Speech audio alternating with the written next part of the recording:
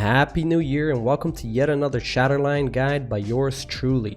Today we've got the help of an OG alpha tester known as 30F, so shout out to 30F. For today's video, we're not actually only going to be giving you 5 tips, we will instead be giving you 10 top tips for invasion mode, 5 for the Shell Guard team and 5 for the chosen players. And we'll alternate the tips between each team, so starting up with the chosen, let's jump right into it. First up, do not overextend. As the chosen, your weapon is very strong, however, it only carries 3 shots.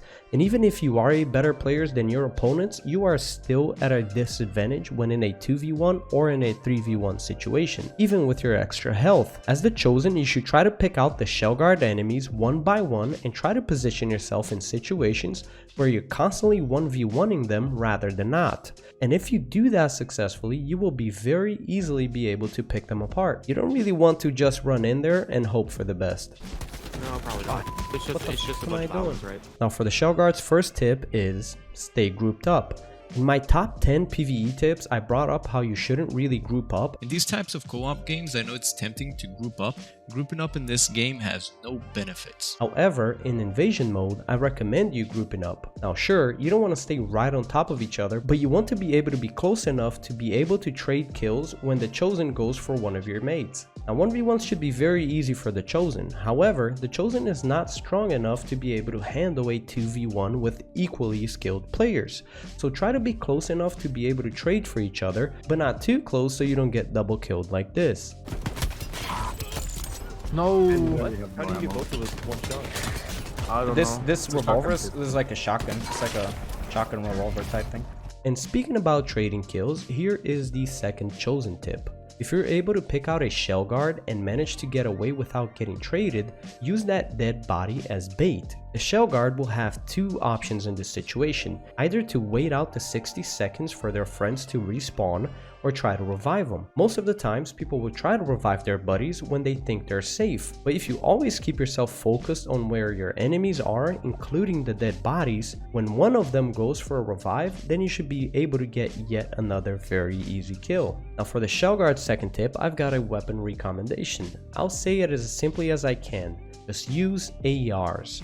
The map we currently have has long ranges, close ranges, and mid ranges in all 3 of the objectives, and the AR is simply the most balanced option for all 3 of these options. Only other weapon category that I'd say could maybe compete with the ARs are the SMGs, but even then I don't think it'll be as nearly as useful. I tried using the fire spray for a little while and it did not go very well. We'll see how the meta changes with this, but as of right now I can definitely recommend and stand by ARs. Chosen's third tip is use your ability meter to either summon distractions or to bomb an objective. The minions in the Spitfire should not be seen as units that will wipe out the Shell Guard. Instead, they should be used as distraction tools to keep the Shell Guard busy with dealing with them while you get in there and try to pick them apart. The other option you have is of course to meteor strike, which I'll admit I used 90% of the time. I found it to be super strong and unpredictable and always resulted in getting kills when I used it. So I found it amazing to get kills and use the dead bodies of the killed Shell Guard as baits to finish off the rest of the team. Another Shell Guard tip is, on the second objective, go for the canisters when the chosen is downed. This way it'll make each of the chosen's death much more punishing for the chosen.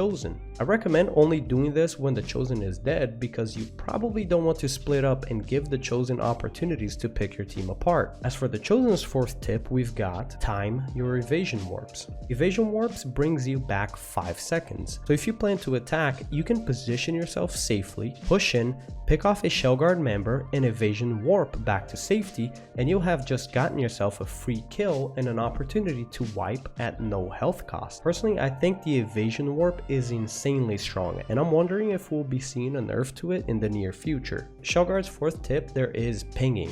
Pinging is a must in invasion mode. As the chosen moves around in places you can't normally reach and is invisible, you should be constantly be marking his location for your team to stay alert and not be caught with their pants down just because they weren't alerted when the enemy is nearby. Personally, I didn't do it much when I played it because I'm not used to pinging in this game, but it is of extreme importance and I'll be doing it a lot more after January the 2nd. Now for chosen's fifth tip, use the AI to your advantage. There are a few places in this map when there is no AI and the shell guard move around freely, mostly when going from one objective to the other. Now I'd recommend not worrying too much about killing the shell guard in these positions, as you won't have any AI to help you take them down. Instead, if you fight them safely and do not overextend until you have the proper backup. The shell guard gets the most broken up when the Minotaur spawns, and you should pay attention to when they do spawn and use their rocket strikes to pick off the shell guard when they inevitably split up, trying to stay alive from these strikes. And as for the shell guard's last tip,